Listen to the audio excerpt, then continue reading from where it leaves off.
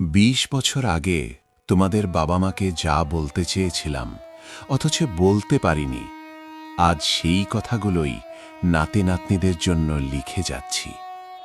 আসলে সময় না বড্ড দ্রুত ফুরিয়ে যায়, কিন্তু জীবনের কিছু সত্যি আছে যা কোনোদিন পুরনো হয় না।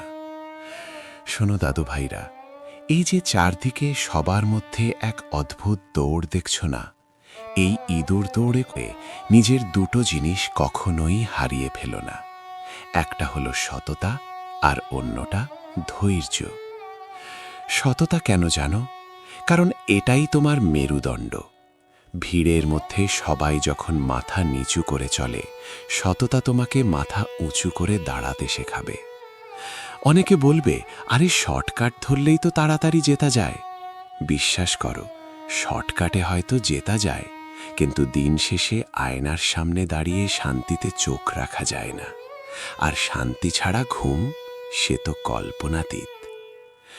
আর ধৈর্য, ওটা হারিয়ে ফেলা মানে তো যুদ্ধের আগেই হার মেনে নেওয়া। আচ্ছা বলো তো, সময়ের আগে কি কোনো ফল পাকে? কক্ষনো না। জীবনের সাফল্যও ঠিক তেমনই, একটু সময় তো দিতেই হবে, তাই না? এই কথাগুলো শুধু তোমাদের জন্য না, যারা আজ ছুটতে ছুটতে খুব ক্লান্ত হয়ে পড়েছ।